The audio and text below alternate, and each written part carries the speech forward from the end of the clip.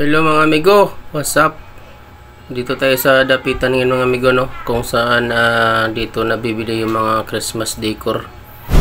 So kung wala pa kayong pang decor mga amigo, ngayon bibili na kayo mga amigo. Mas mura pa ngayon kaysa bibili kayo sa December na.